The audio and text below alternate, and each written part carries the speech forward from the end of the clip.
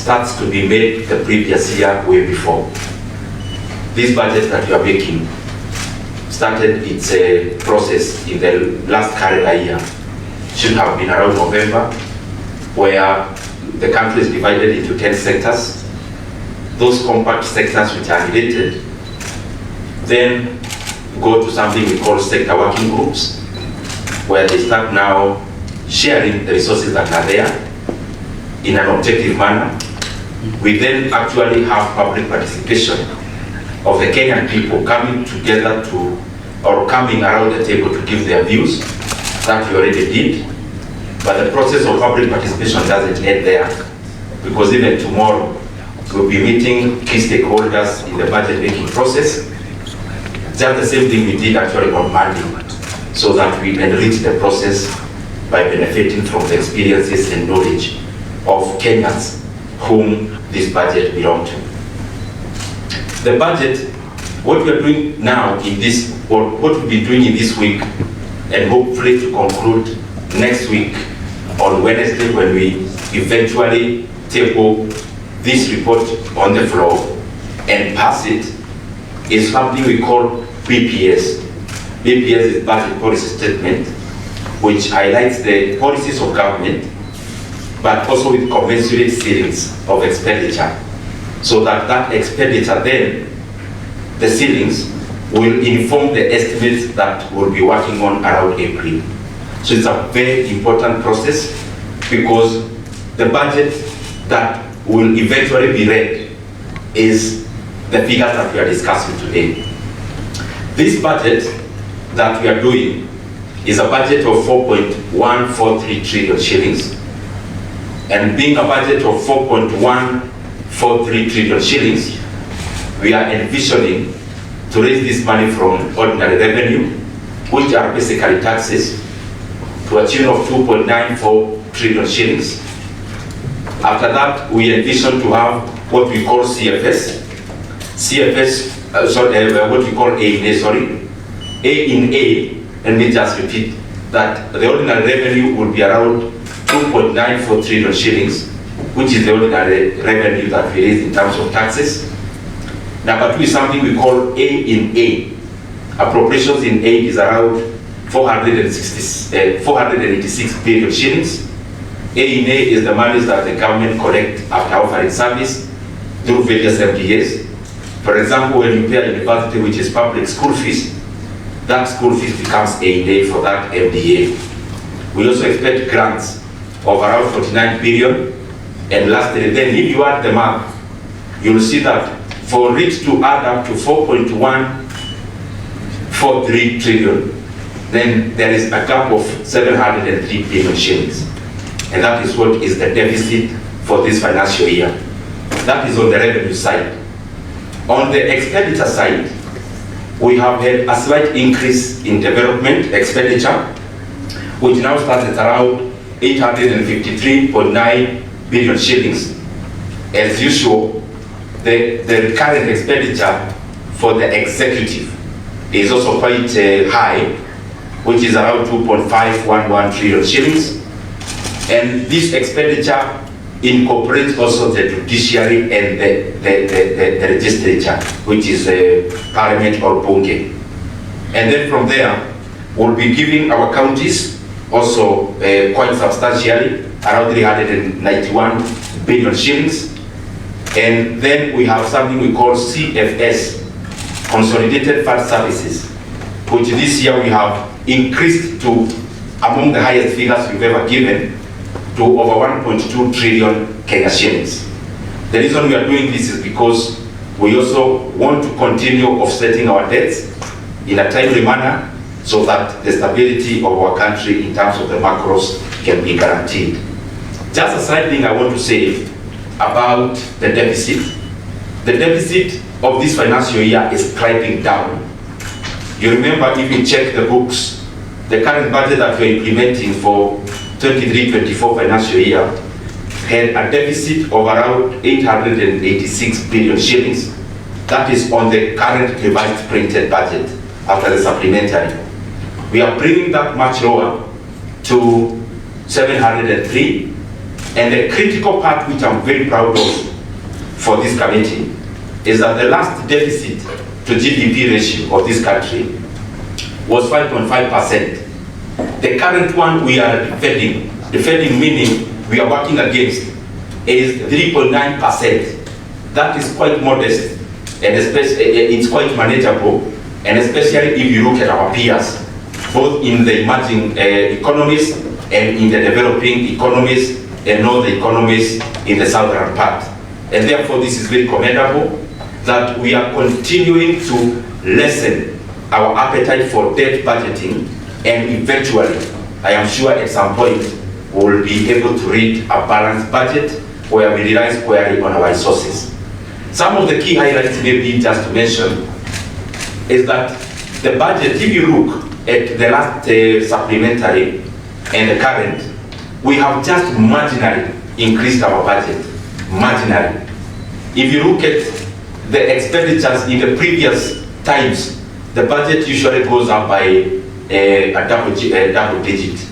But if you look at this time, the budget is growing very marginally, because we do not want to read budgets that then remain in books.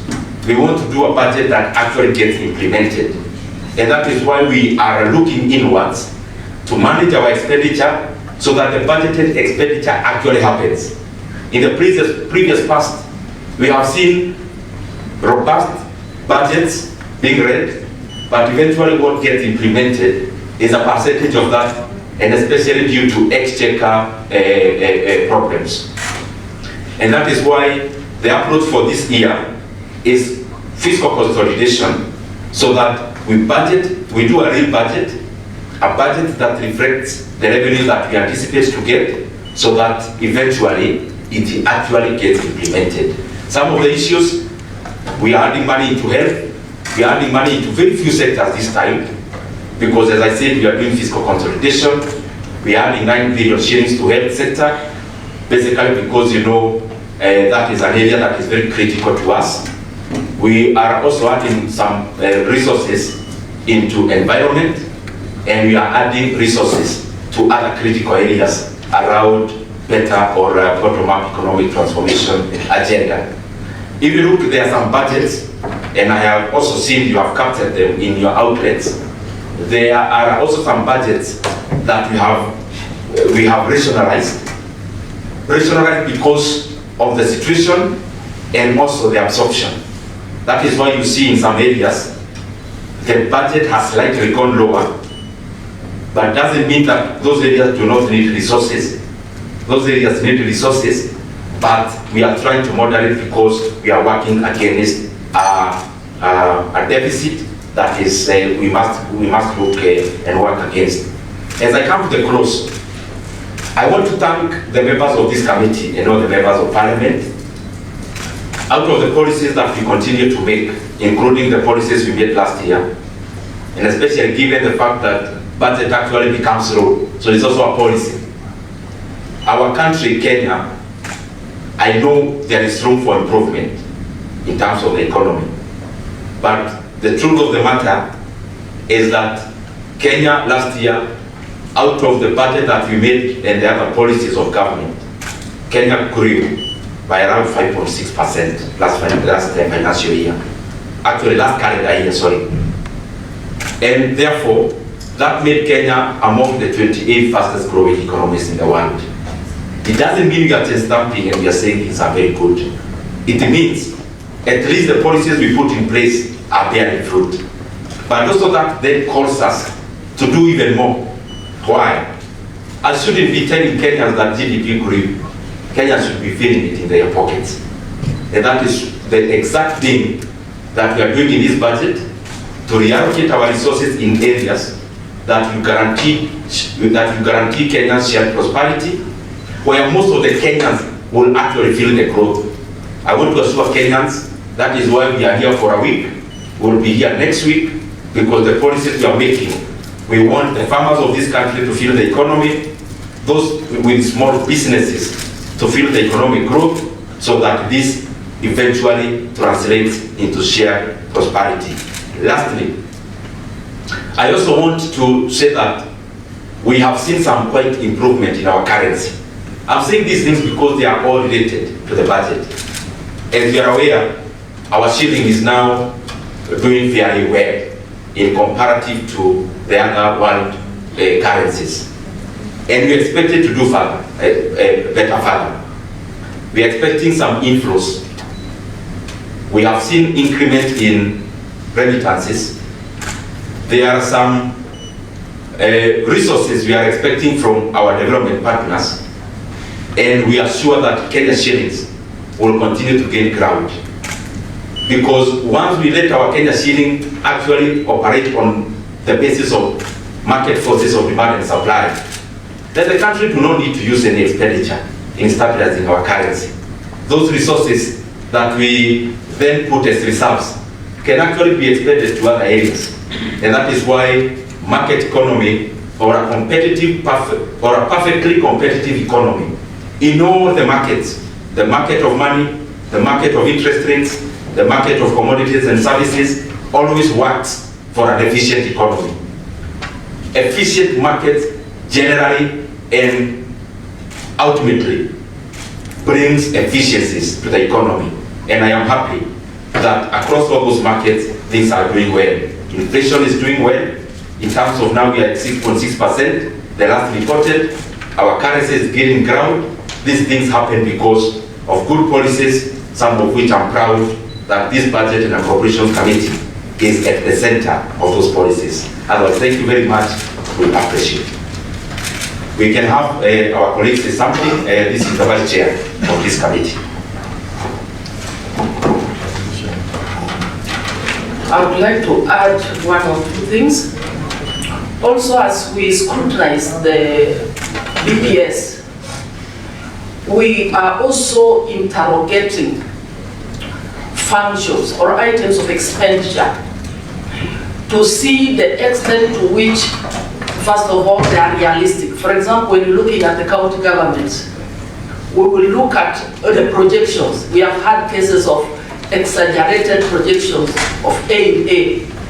Yet, at the end of it, you realize when you compare what's being projected and probably what was realized or achieved in the previous financial year, we find huge gaps. And that is one of the reasons for pending this.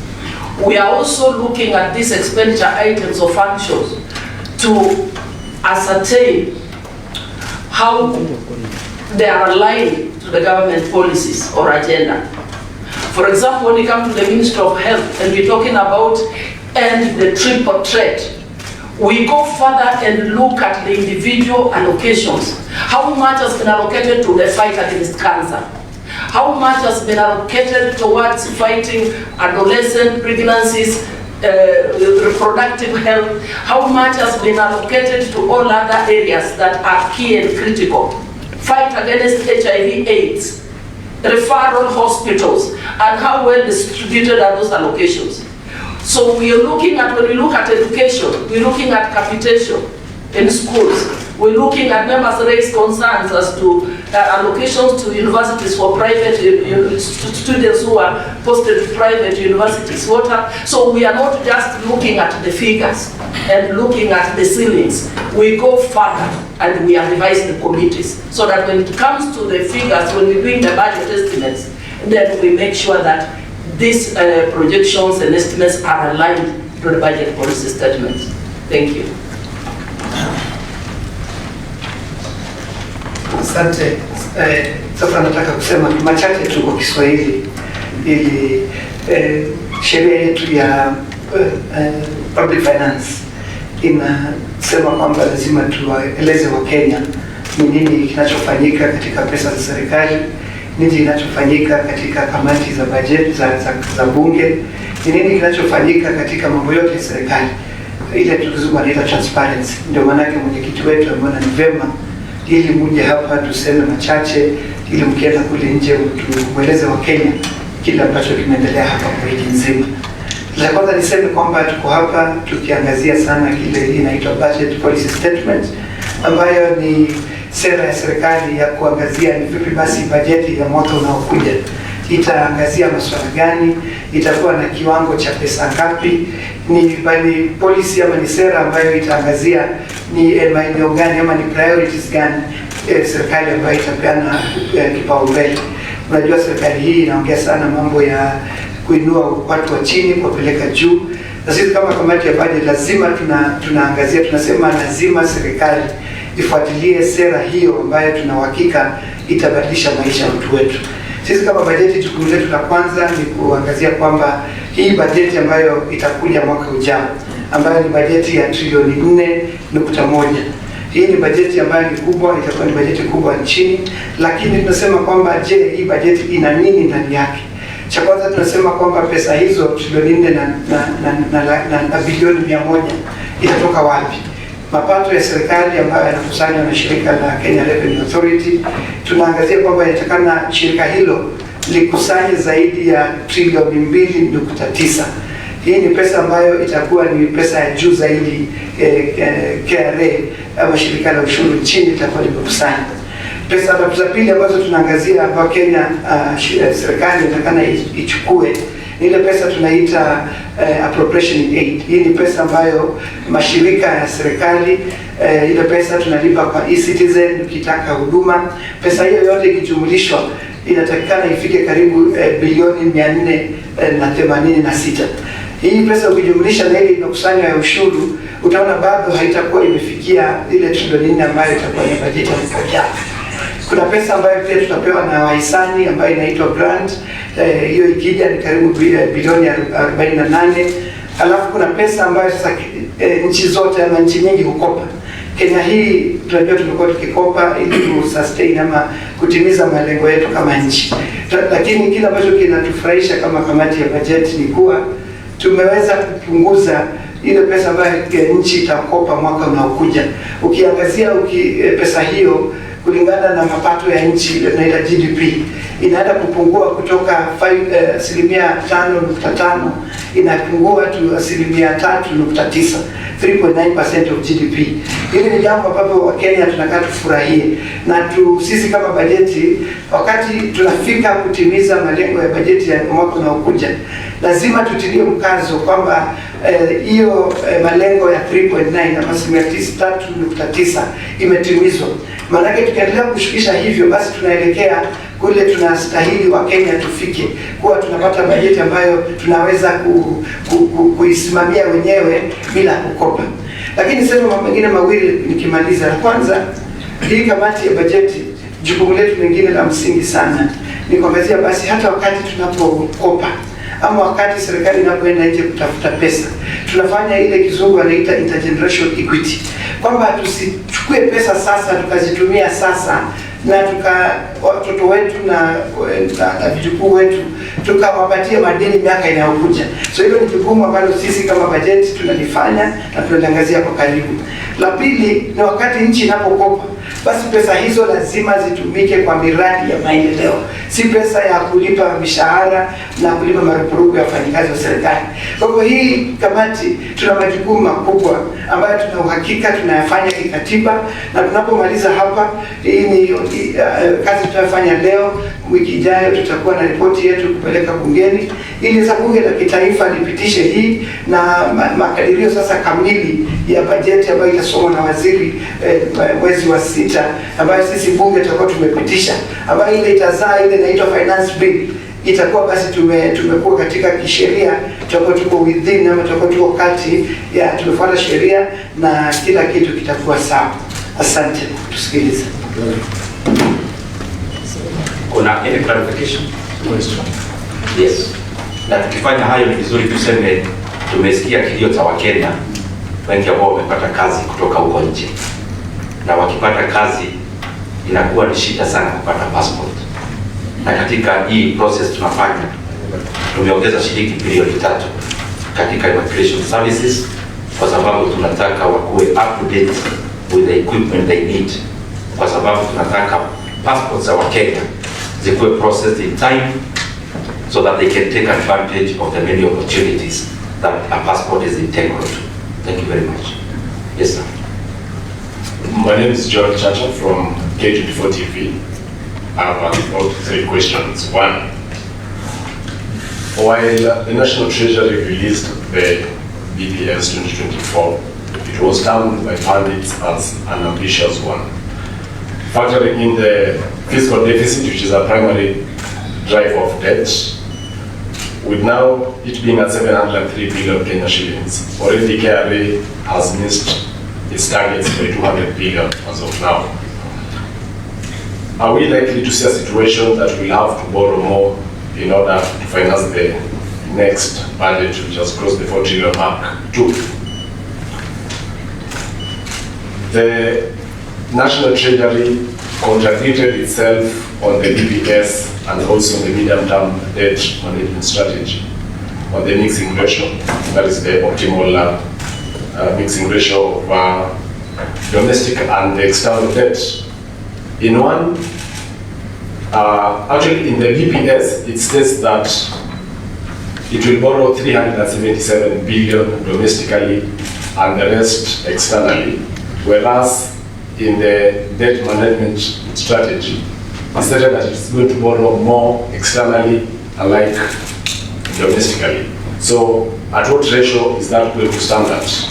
And of course, its implications, whether it will be more domestic debt, of course, to the economy, factoring in the CBR rate and the access of the MSMEs to the credit.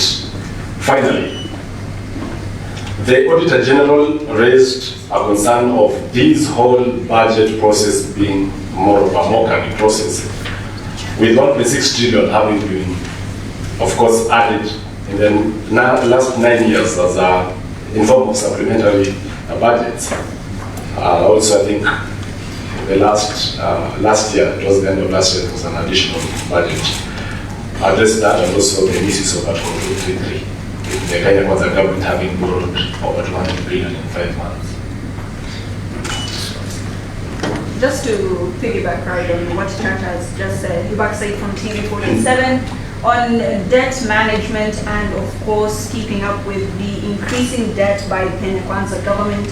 You had said that one of the anchors would be as a percentage of the GDP and not for the debt ceiling. What's the progress on this?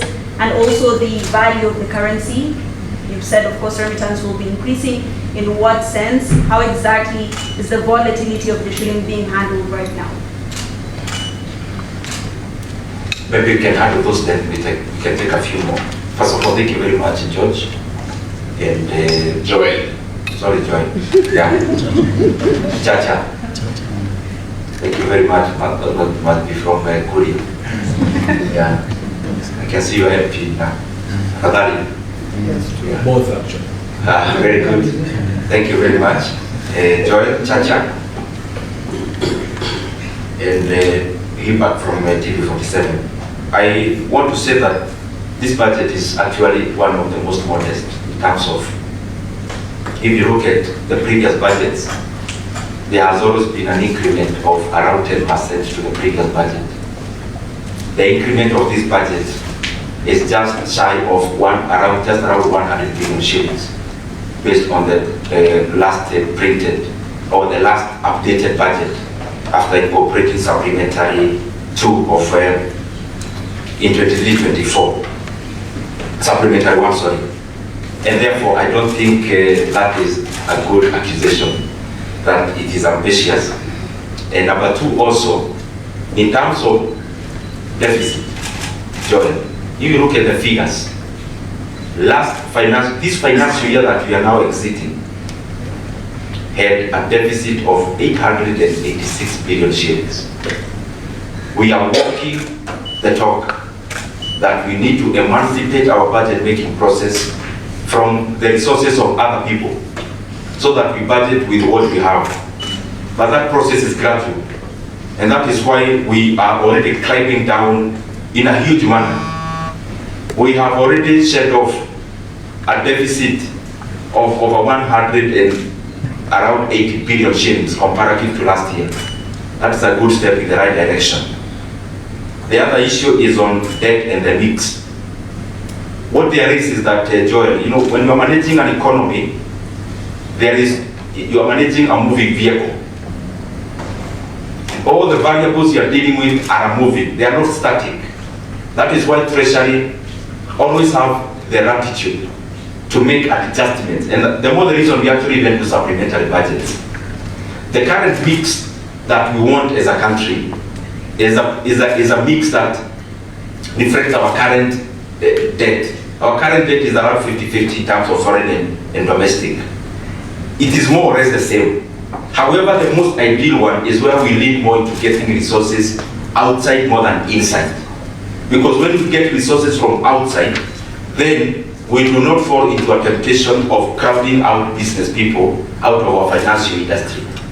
And that is the reason why Treasury are looking more into fetching more monies outside, because there are many reasons. One, we get competitive rates, but also number two, we leave the resources that are domestic to be borrowed by our private sector, and I think they are working towards that. Then, on Article 223, the beauty about even the questions that I've had, I think the people in here are all economists, even from the media. That's very good because you challenge us to also project the right things. Article 223, if you check, the most disabused period is the last 1 year. If you check the invocation of Article 223, the amount of money spent for the last 1 year is the least we could remember. And it's a deliberate decision that we have made as the budget committee, and we have also talked about it with the executive.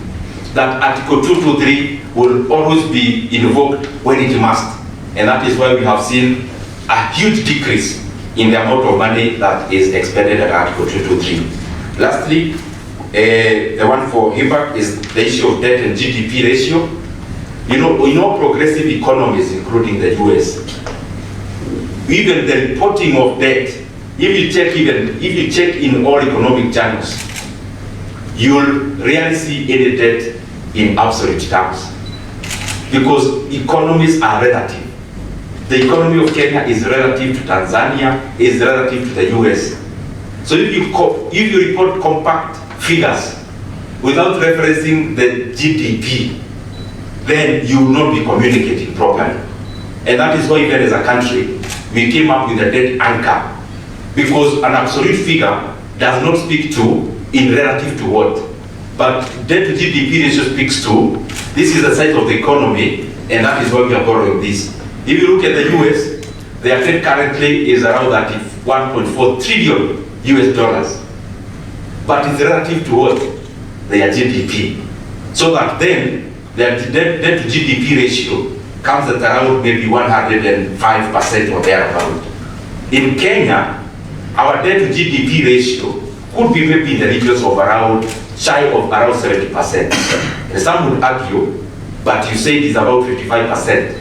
That is a target, and it is a timeline that within the next 5 years, we try to balance our debt. We try to consolidate our debt, that is domestic and foreign, as a share of GDP at 55% or below. Of course, with a band of 5% upwards. And therefore, I think it's a good thing to have an anchor more than an absolute figure. The other one, you talk about remittances. You know, economics is based on projections, and it is based on all the other parameters. When you look at currency, the issue was about currency and remittances. I think if I got the question right. Currency is a variable of many things. One is X minus M, export minus imports. The other one is capital inflow and capital outflow. Remittances comes in the capital as an issue of net capital inflow. So when you project that the remittances will go up, definitely that means you are getting foreign currencies inside the country. When you get more inflow of external or foreign currencies inside the country, what that means is that then that foreign currency depreciates against the domestic one. And that is the kind of analysis we actually also do when we are dealing with interest rates. Maybe as I summarize, and I'm not speaking for central bank.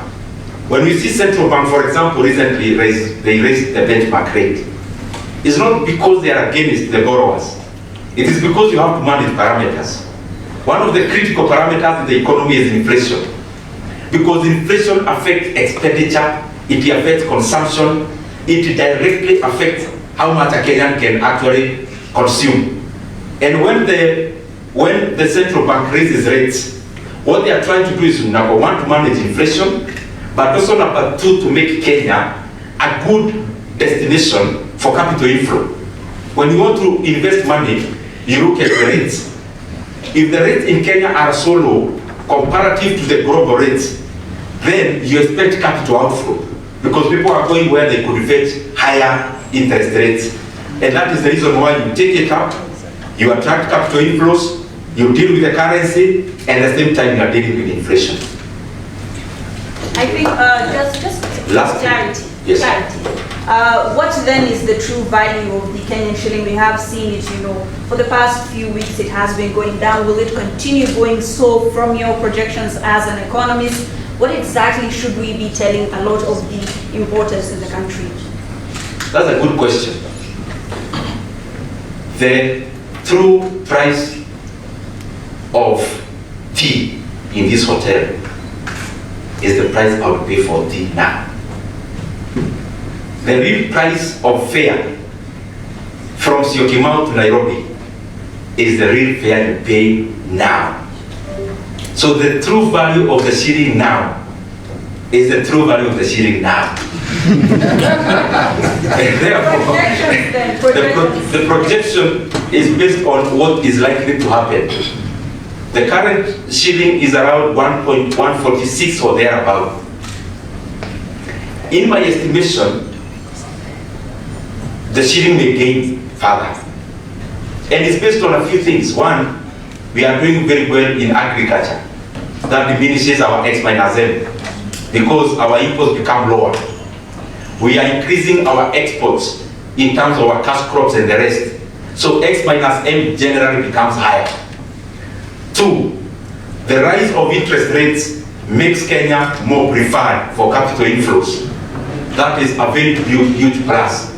And lastly, the fact that we are seeing inflation figures going down in the US and the UK means that the Kenyans living there will have more disposable income, and therefore they'll have more to send home, and therefore they'll increase remittances, and increase remittances strengthen the shilling. Also, just to answer my question, on the missed revenue targets by the taxman, you haven't touched on it. And also, in other words, are you rejecting the BPS that, of course, talks about the 377 billion to be borrowed locally? Joel, I thought I answered, but let's say also hear the view of the Vice Chair. Let me just add on to what he said on the missed revenue. You say that may increase the deficit and therefore automatically means more borrowing or more loans. I want to say that if you watched keenly on all of our supplementary budgets, the government has applied austerity measures. There are cuts across board on those budgets. So what are we trying to do to minimize the deficit so that there is no more borrowing? So in the event that the KRA is not able to meet, one of the options that government may undertake is we reduce our estimates. We make cuts on our budgets, among other interventions. Thank you. I just simplified a bit. Yes, we have the Vice Chair of the Debt Committee actually. Is here, but Also the member of this committee. But let me just say this, we are not rejecting budget policy statement. We are here working on a budget policy statement. And that's why next week we'll be also meeting Treasury to also discuss and agree on very many parameters. So what is before Parliament is what now we're discussing today. So we're not at the point of whether rejecting or approving, we are working on that document. Yeah, that is the Honorable Makali, the Vice Chair. Let me just make this thing that will simple for you, those who are an economist. Deficit is equal to revenue minus expenditure. So when expenditure is higher than revenue, you have a negative figure, and that's the deficit. So for example, when what Church has asked the issue of the ratios, the public debt mix, which is when you look at the medium-term debt strategy, the optimal mix is 45 domestic borrowing, 55 external borrowing. When you look at the BPS, which has been discussed by the Budget and Appropriations Committee, the proposed mix is 48 external, 46 external, 54 domestic. So they are interchanged. So as a committee, because we have 3 committees involved here, we have a Finance and Planning Committee, which looks at revenue. We have Budget and Appropriation, which mostly looks at expenditure. And we have Public Debt and Privatization, which looks at the deficit. So at one point, these 3 committees must sit down and agree as a house which deficit are we going to approve. But Treasury, in their own words, and based on that scientific analysis, they have said the best public debt mix is 45% domestic, 55% external. And then this has implications.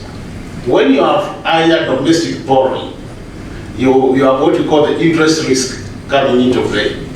When you have a higher external borrowing, you have the exchange rate risk coming into play.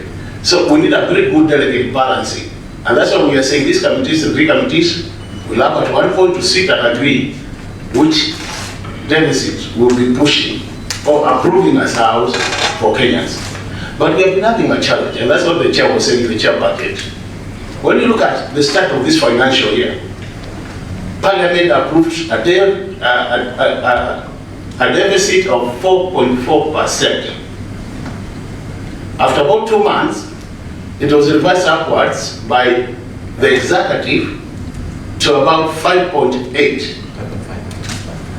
It will go to about 5.8. After another 2 months, it has now been revised downwards to 5.5. So as we are discussing now, the current deficit as approved in our books through the supplementary budget was 5.5. And I think really what we are saying is, as you can see, these 3 committees each has a role. The budget committee will think more of the expenditure. As public debt and privatization will think more about the deficit, finance will think more about revenue generation.